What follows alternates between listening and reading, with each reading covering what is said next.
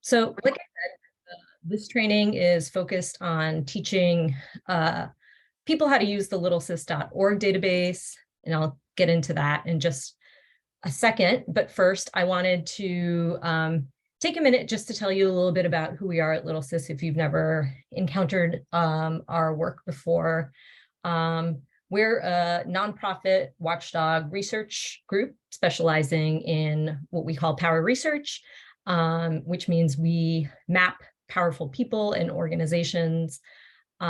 We release independent research as well as research in partnership with different community-based organizations that we work with. We also provide trainings like this, a wide array of trainings on power research to organizations as well as to the general public that are really about learning kind of hard skills around doing power research because we're really interested in building more and stronger research capacity in our various movements.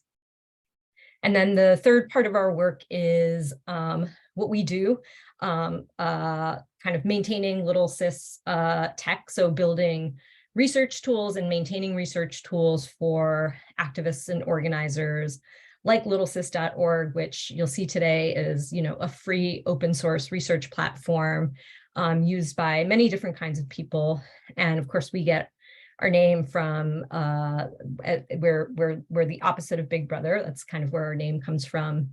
Another popular tool that you may have encountered is our mapping tool, Olographer, which is a kind of visualization tool for power mappers, and it's integrated with the LittleSis database. So it's a pretty popular tool and a way that people kind of find their way to us at LittleSis.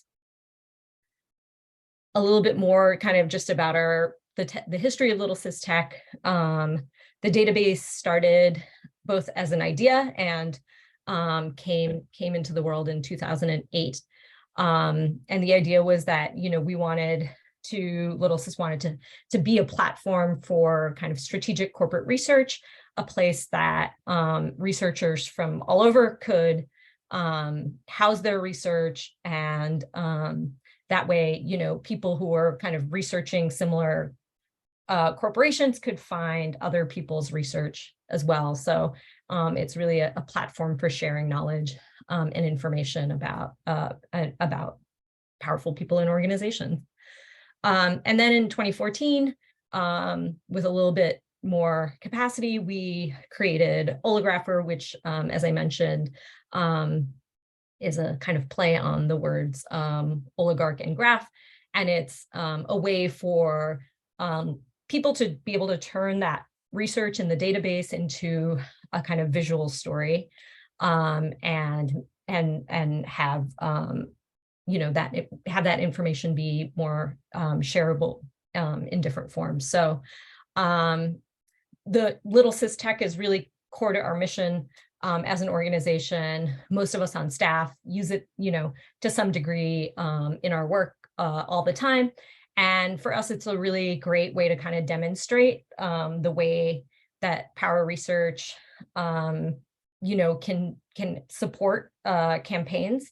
And it's a really great way for us to be able to train up new people in being able to take on power research for themselves. So this last slide, I'll share just, some of the numbers kind of connected to the database. We have like over 400,000 people and organizations, entities in the database, 1.6 million connections between different entities. And then we have probably at this point over 16,000 users who have signed up to use the database since 2008. So just boasting some of our accomplishments there before we get started. So here we are. For those of you who haven't signed up for a LittleSis account yet, very easy to do. If you go to LittleSis.org, there's a join button, and in about 30 seconds, you can sign up for a free account and start to look around the database. If you have an account and have signed in, you're probably familiar with this interface. You've seen it. It's what we call kind of the dashboard. But just to back up for a second, the database, the basic building blocks of the LittleSis database are what we call entities and entity pages.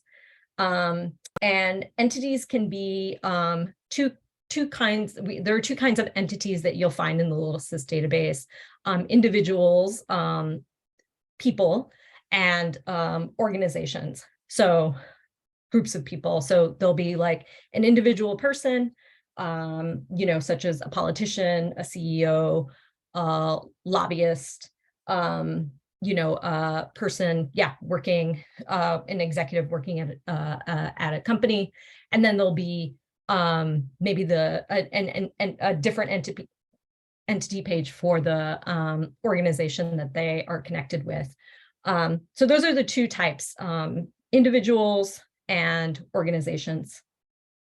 And so, as I mentioned, you'll find anything from sort of foundations, corporations, non-governmental quasi-governmental bodies, etc. So any groupings of people are things that you can add to the LittleSis database. And then I listed some of the kinds of people that you might also find. So yeah, when you sign into your LittleSis account, you'll see your dashboard. And this is where you're going to see the kind of most recent activity that you've been doing in the LittleSis database. So you'll find maps that you've made here, as well as recent edits to the database. Another place where you can find some of that is just underneath your username. You can click on these buttons here that'll take you to a separate page with kind of, again, your activity.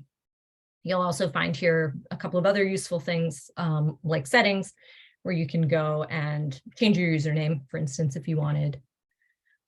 There's a few other kind of buttons up here that are interesting to know about. The Explore button will bring you to this drop-down menu where you can see maps, lists, tags, edits that have been made by other users in LittleSis. So that's a really important thing to know about the LittleSis database. It's an open kind of wiki-style database, which means that your edits are visible to other people and other people's edits in the database are visible to you.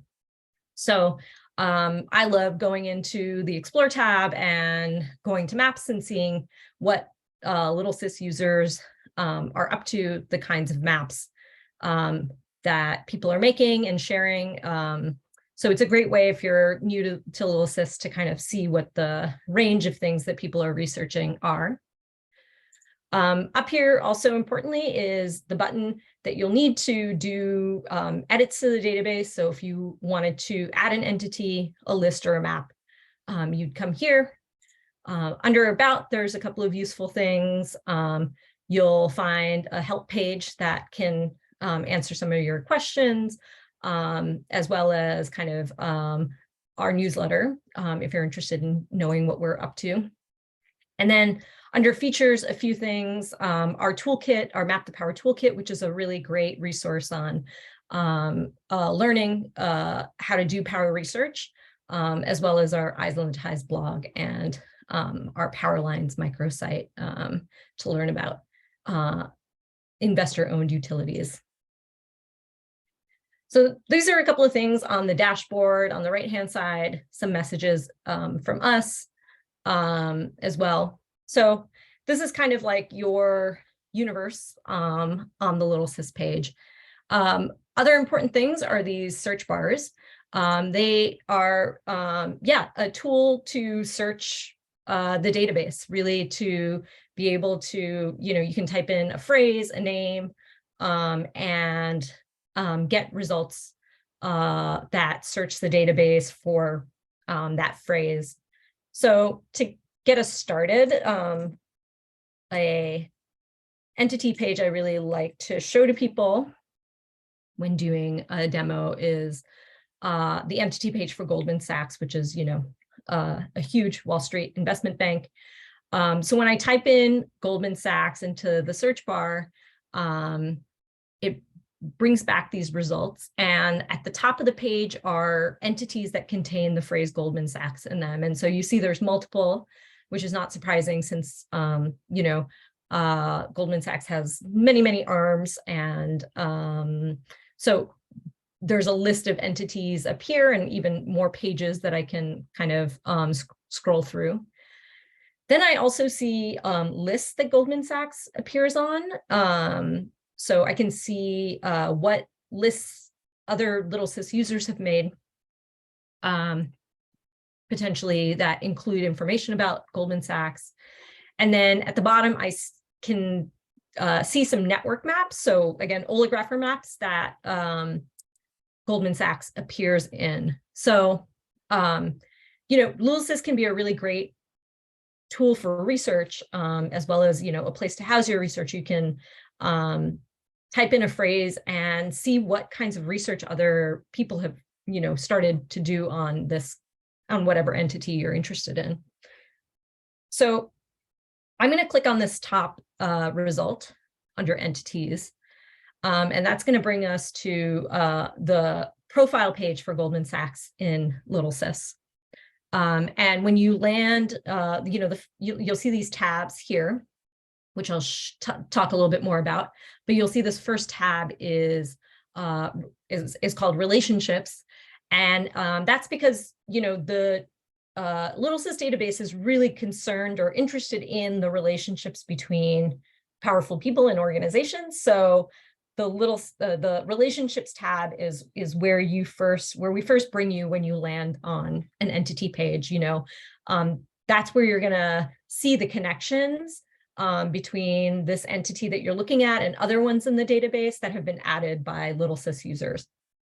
So, these subcategories under relationships, leadership and staff, often when we're, doing corporate research, we're interested in who are the decision makers at any given company. So we see listed here a number of the people who work there. In fact, there's there's 64 pages worth of individuals who have been added as having worked at Goldman Sachs. Underneath that, we also see different owners, so different investors in the company can also be kind of added. A relationship can be added there. Also board members who we're also interested in knowing about when we're researching a company. So yeah, here we see like a number of board members, both past and present, who have sat on the Goldman Sachs board are listed here. Underneath that, we have some donors and then donations given by Goldman Sachs. Holdings might be companies that, Goldman Sachs has some kind of stake in. Child organizations or subsidiaries can also be listed. And then we see membership to different trade groups listed here as well. This is a really robust page, which is why I like to show it during demos. You can see the range of the kind of relationships that you can add. Services and transactions, often you can kind of document or add things like law firms that they work with, law firms or lobbying firms that they work with, PR firms, etc. So really people who they have, they contract out to do work for them. Then you can also add information about different departments or entities that they have lobbied to. We see that some of those listed out here as well. So, and then I think there is room here at the bottom, if I'm correct, for sort of miscellaneous relationships as well. So things that might not cleanly fall into some of the categories that we offer can also be added here as well. So we see, for instance, connection with the Salt Lake City Police Foundation has been added. So as you can see, there's, lots of different kinds of information that you can find on a LittleSis entity page. A few more things about entity pages, there's room to add things like profile photos, corporate logos can be added. There's a place where there's just sort of basic information about a company or an individual that you can add. One of the things here that you'll see is a section for aliases. So this is information that you can add about, a company or a person who might operate under a different name, or media might report a name differently, or other kind of identifiers for a particular entity can be added here. That way, if a person is searching the database, they'll still be able to pull up the entity page, even if they kind of use a slightly different name or a name that they found somewhere else. A few more things, a couple of external links. So there's a link here directly to take you to Goldman Sachs's SEC page, to their Wikipedia page, to their Twitter. And then there's also a feature that we developed more recently called tags. You can tag entity pages using our tagging feature, which, currently there's about, I would say somewhere between 15 and 20 tags that have been created by people working on different research projects. And one of those is the Corporate Mapping Project, which you'll see right here is a partner organization that we worked with to collect data on some of their research. And so tagging, if you're using the database for a particular project and want to create a tag so that you can organize and be able to kind of like aggregate some of the entities that you're interested in, that's one tool that's available. A few more things you'll just see along the right-hand side, source links. These are all the source links that connect these relationships, which I'll talk about a little bit more in a second. But yeah, that's just a little something about the right-hand side of the entity page. The interlocks feature, so this tab right next to relationships is called interlocks, and this is probably one of the most exciting things about the LittleSis database. The interlocks feature shows you how these connections create networks, right? So what we're looking at here is leadership and staff of Goldman Sachs and their connections to other organizations in LittleSis. So we have a lot of overlap. What we can tell from looking at this is that there's, quite a few people who currently work at Goldman Sachs or have worked at Goldman Sachs who have also worked for the U.S. Department of Treasury. And this list is in descending order. So as you go down the list, there's fewer and fewer kind of connections. So we see some really interesting kind of overlaps here, right? Maybe things that we wouldn't expect. People from Goldman Sachs, probably sit on the board or have worked at the Nature Conservancy, the Whitney Museum of Art, various think tanks. I'm sure if we kind of scroll through these pages, we'd see, different kind of economic think tanks, policy think tanks show up on this list. But this is kind of, I think, a really exciting way to look at the data that's in LittleSis and be able to start to understand the kind of power networks that people are a part of, or even that organizations are a part of. And these kinds of webs of power are kind of visible looking at the interlocks tab. The tab right next to it, givings, shows information about people who work at Goldman Sachs and who they give political donations to. Political donations or sometimes other kinds of donations are listed here as well. So this is a really powerful kind of tool as well. And then the final tab over to the right, which is slow to load sometimes when a page is really has a lot of information, is the data tab.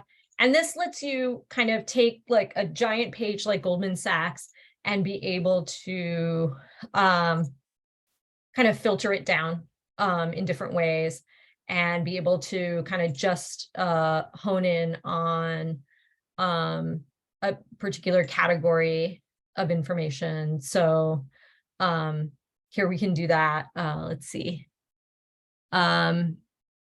Yeah, so just be able to kind of like filter that down and look at it with a little bit more ease.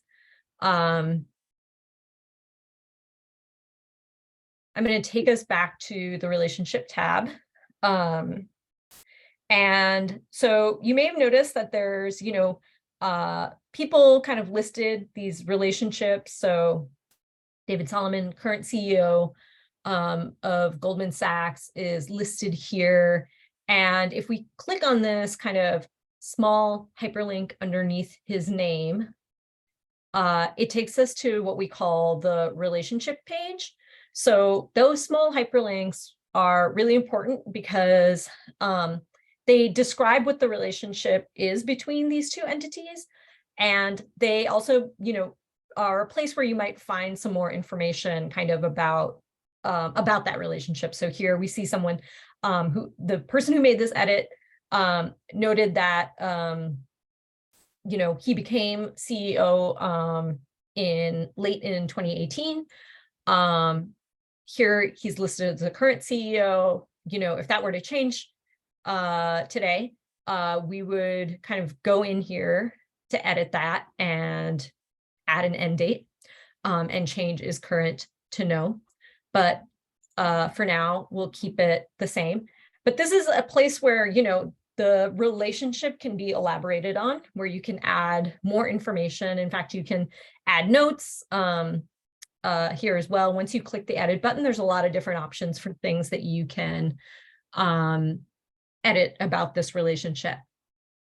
The other important thing that you're going to find on this page are the source links for this relationship. So when you add relationships to the LittleSis database, you have to have a source to substantiate that, that relationship to kind of to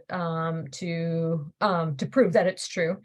And oftentimes, with kind of corporate, corporate data, there are primary sources that might be available. So for a public corporation, you should be able to access things like SEC filings, primary source materials about that list out the executives of a company and be able to use that as a source. So that's one example of a kind of digitized source that you can use to kind of prove a relationship in the LittleSis database. You can also use things like news articles, from sources that are fact-checked. So here we're going to look at a couple of the sources that people have used.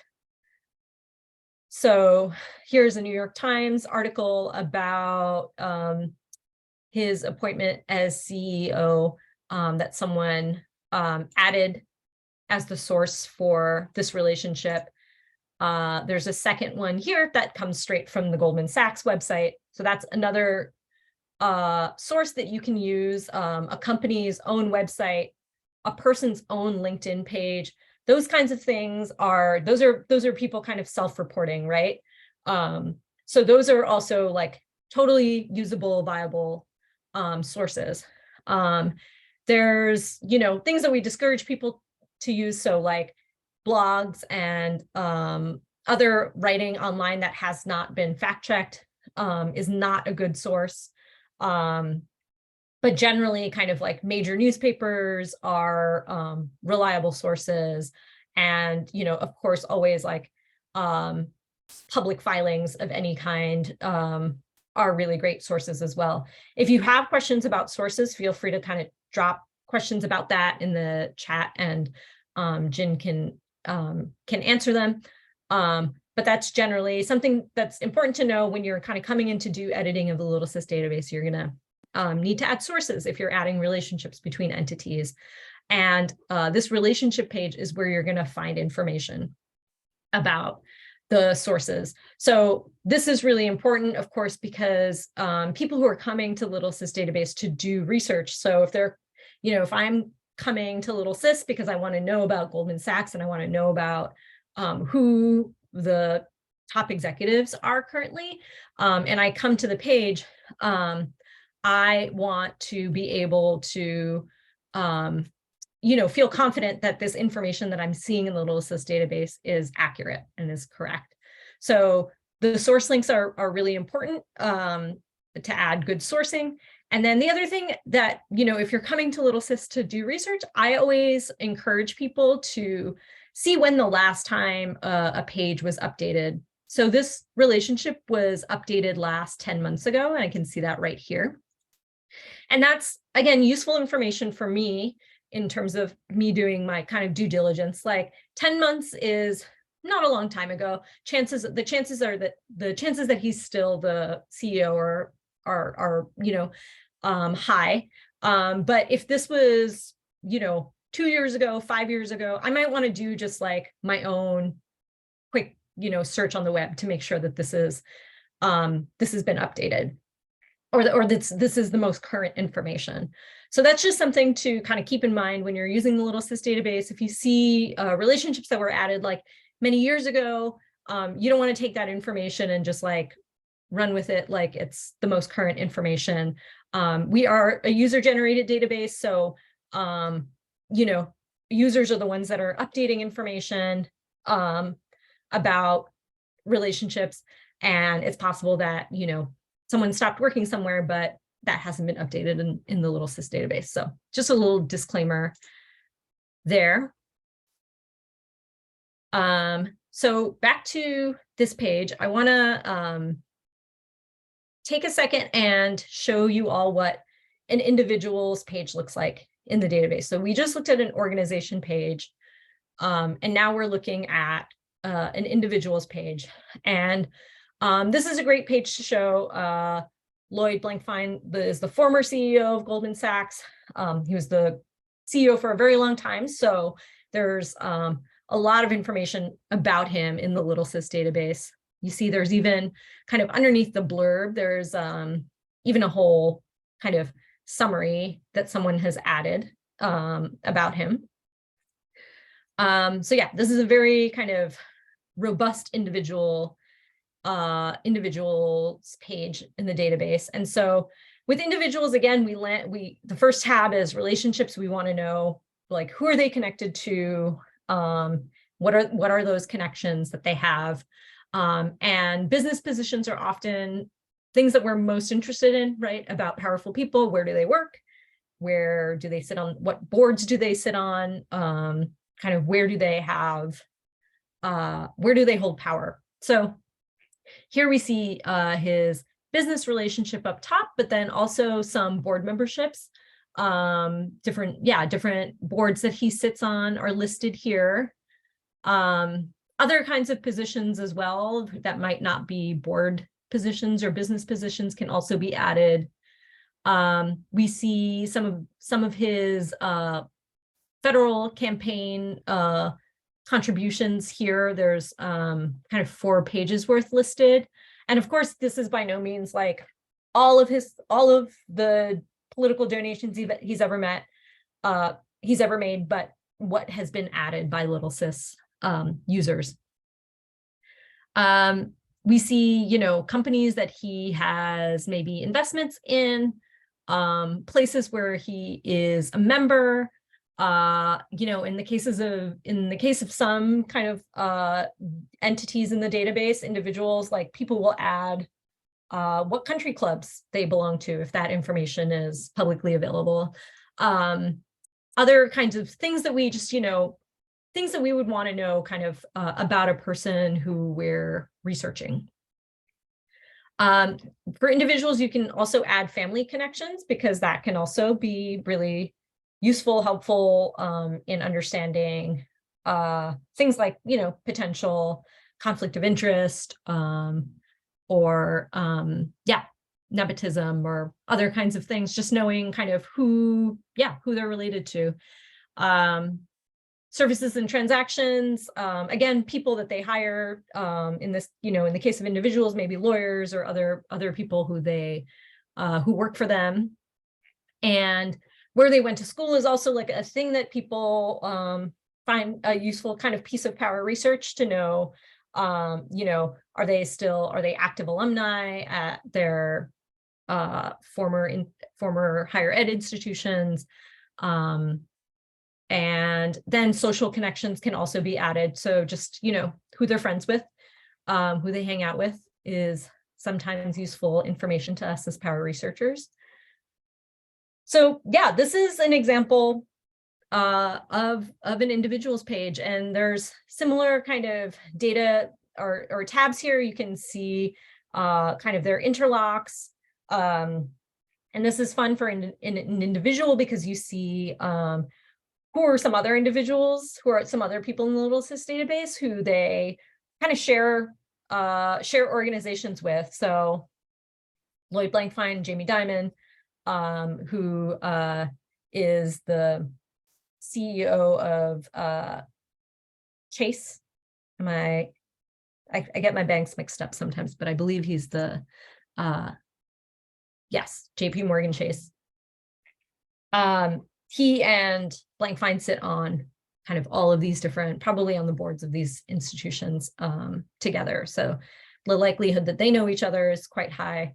And then as you go down the list, it's in descending order. So I'm going to pause right there. I bet there's a lot of questions in the chat. And before I move into showing you all how to edit the database, I want to see if there's anything, Jen, that you want to kind of highlight from the questions that I can. Yeah, we have a lively chat going here, lots of questions. I'll take this opportunity to say, as someone else in the chat pointed out, if you do ask a question using the Q&A function, it allows everyone to see the answer versus the chat, which is like just continually scrolling. But one question that keeps coming up is just about data integrity. And Manera, I know you touched on it a little bit, but maybe just an opportunity to talk a little bit about just sort of like the database monitoring. What are the requirements, the sourcing requirements, things like that, just to reiterate that one more time. Sure. So, so we do monitor the database to, make sure that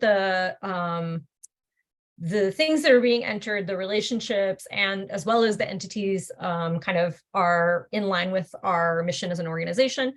And we monitor the sources that are used as well to make sure that, again, people are using kind of proper sourcing. And also properly kind of categorizing relationships. So, one of the things that you may have noticed if you signed up for an account is that you don't automatically have editing permissions. And that's something that we instituted because we just had like a lot of people signing up for to use the database, but, weren't able to get trained in kind of how to use it. So, we, have kind of created an additional step in order for users to be able to edit the database, and then even more kind of tiers for being able to do kind of other more I guess high level kind of things in the database. But yeah, just to kind of reiterate, we do, Jen, I don't know if there's anything you want to add about kind of our monitoring practices, but when we find things that, find edits that need better sourcing, we will reach out to users and ask them to do that. Or in some cases, we'll, find the source link ourselves and add that to the relationship page. Sorry, I'm like typing furiously, answering some other questions, but I think you covered it, and I'm not sure if I heard, but we do have a community manager who's also works to sort of keep an eye on edits as they come through, and then our user community also flags edits. It's very similar if you've been an editor on Wikipedia, for instance. The sort of monitoring that happens there in the Wikipedia community is it's a very similar idea. Yeah. Thank you for mentioning the flagging, because that is actually like really helpful to us when users kind of flag things for us. That, you know, we can kind of get to it more quickly. So you can see here there's a flag button.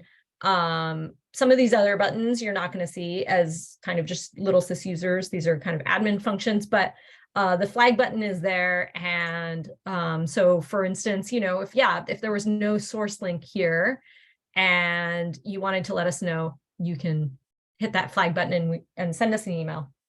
So user kind of monitoring is also incredibly helpful to us. Great. So I bet you all are very interested now in knowing how to edit the database. So I want to show you. So there's actually two ways to edit the LittleSis database. One is through littlesis.org website directly. So as I said, you know, you can go to add and click on entity. So I'm going to use an example from an article that was shared on the LittleSis Slack today. So this is an article just kind of updates on where the Supreme Court decision around student loan forgiveness is. And there were some interesting things in here that I learned while reading. So there's a section here about a kind of like trade group that represents the loan servicing industry called Student Loan Servicing Alliance, which I didn't know about before. So I'm going to kind of take some information that I read in this in American Prospect article and add it to the database. So I want to start by adding, this entity, Student Loan Servicing Alliance, to the database. So again, I went to add and then to entity, came to this page. And so I'm going to type in Student Loan Servicing Alliance. And then I'm going to give it a little description. That little blurb that you see kind of underneath entity names is really important. It's a way of differentiating this entity from like other entities that might have a similar name. This is especially useful with people because there's people with similar names in the database, and you might not know who this particular person with this name is, or there might be like 7 people with that name in the database. So you want to be able to differentiate. So here I'm just going to write a short description: trade group representing student loan servicers. And a really important thing that the database wants to know if you're adding a new entity is this entity a person or an organization? And it's really important to get this right, because it will create a slightly different page for each. So always good to make sure you get this one right. I'm hitting organization. It's asking me if I want to add any more categories, which right now I don't want to and I don't have to. So I'm just going to hit add. And it has added this entity into LittleSis, which is great. And it's brought me to this page where I can add more information if I want. So I can add a summary. I can add a website if I want, even a location. And again, that alias function, which I mentioned, which is really useful. Like, so I'm going to add like the acronym here as well, because it's possible that, in other, not sure what's going on there, in news articles, this might, they might appear as an acronym. So I'm just going to add the acronym as well, as an alias. But you can see here the full name is primary. So this is just, it brings you to this page automatically to be able to do, to add more information.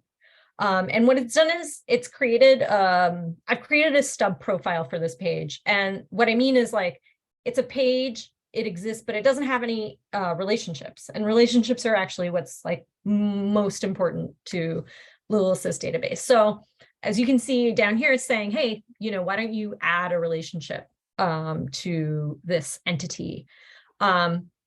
So I actually am going to go ahead and do that by clicking on this add relationship button. And what I'm going to do is add this CEO, the executive director, who's named here, Scott Buchanan.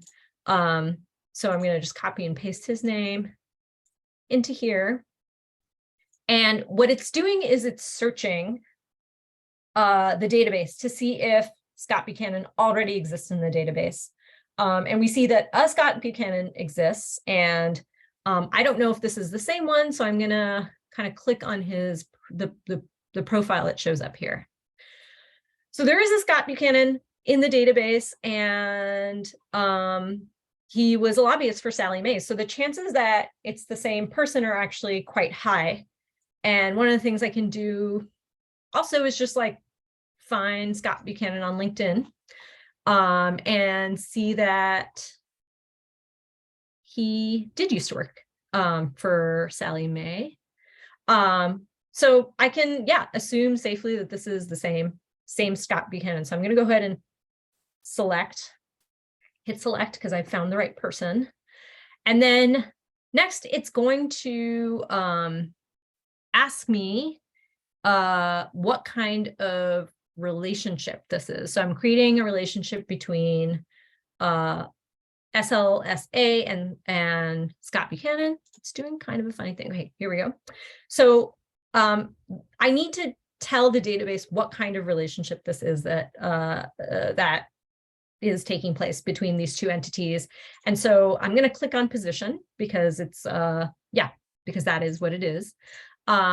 It's asking for a source. So this is where I need to make sure I have a reliable source for this information. And so I'm going to just paste that URL in. And I'm just going to type in American Prospect as the name for this for this source, and click create relationship. So now I've created this relationship, which is really great. And the source link is this article. And I see that here. And now when I go back to the Student Loan Servicing Alliance page, that first entity that first relationship appears. And again, I can click on this relationship button and edit this relationship a bit. So I'm going to click just cleaning up because I'm not adding any new information. I'm just clarifying that he's the executive director. And I can click current. And again, if I wanted to add some notes, I could do that, but I'm just going to click update. And that relationship has been updated. So now when I go to Scott Buchanan's page too, I see these relationships there. So that's how you add new entities, how you add relationships through the website, through kind of just littlesis.org. And there's another way that I want to tell you about, which I use a lot, which is called the LittleSis, the Chrome bookmarklet. And So this is only available currently using Chrome browser, but it's, so if you use Chrome, that's great. You can go to the Chrome store, search for LittleSis in Chrome store, you'll find it, download it in 10 seconds, and then it'll appear in your toolbar, or it can be added to your kind of Chrome toolbar. And I love using this because it is a way for me to be able to add information into the database without having to go to littlesis.org to do it. So I can do it again if I'm just, reading this news article and come across some interesting piece of information that I want to add into the database. I can do that kind of directly while I'm scrolling. So let me show you an example of that. So some other interesting things kind of on Scott Buchanan's LinkedIn page are his other positions that he's held. So I'm going to add his name first.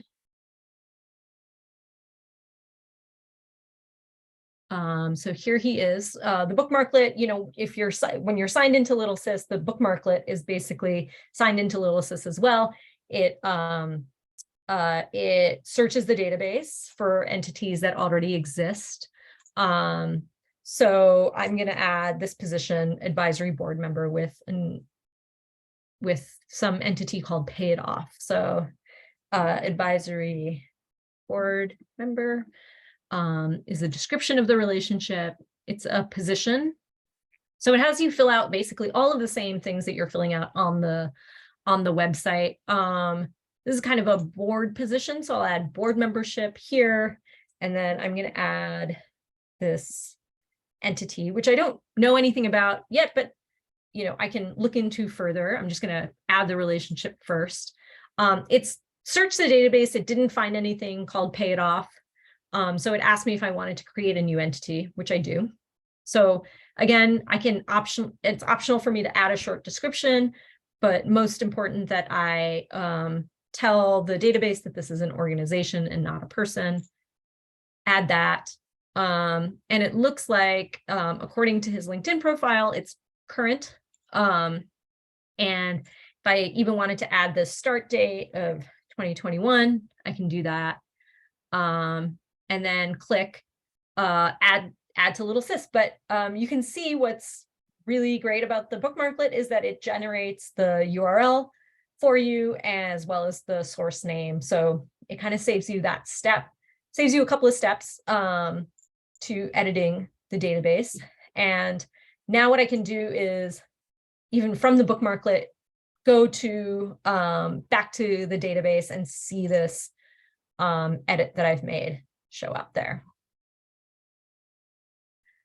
So I'm going to pause there to see if there's any questions about editing, since I know that's going to be a thing that people in this training are probably interested in doing.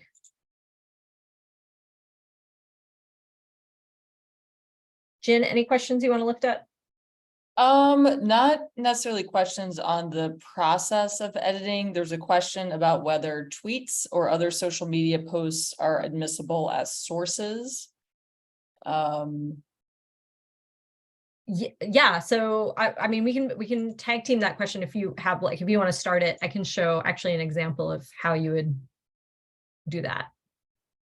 Well, my response was that a tweet could be akin to an opinion piece, so it really depends on the type of information that needs to be added. It can be, typically if you find something in a tweet that is something that would be good to add to the database, it's also something that you could find using another source. But we're looking at a tweet as a example here. So maybe I'll send you another question here, Manira. So okay, here's a question about editing permissions. Mm-hmm. So Laurie's asking, I don't have editing permissions. When I click add, I only see list and map.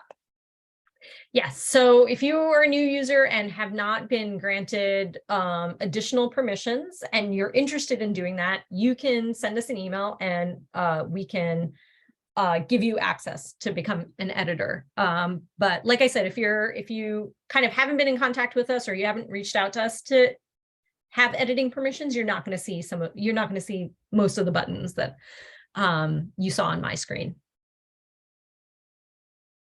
So unfortunately for new people, it's hard to follow along during this training, but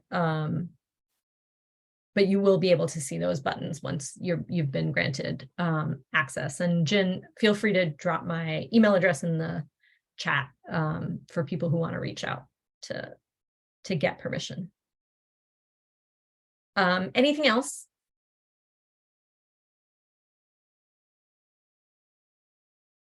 Are all edits checked? That's another question. So you can answer that again. Yeah. Yeah. So yeah, we have a community manager who reviews the edits that are being made to the database and make sure that they are, things fall through the cracks. Absolutely. And as I mentioned, users also flag things for us, especially things that are maybe old that we missed. But yeah, we do monitor the database regularly and make sure that edits are in line with our standards. And then last question, maybe you can say it faster than I can type it. 2 questions. Editing sources, who determines validity? So who decides if it's a proper source? And then the next one is, how is confidentiality maintained on the database? I'm assuming confidentiality of users. Okay. So in terms of we at LittleSis will, kind of decide, we maintain the database. So we, will tell it, generally, if we're taking down an edit, we contact the user and tell them why.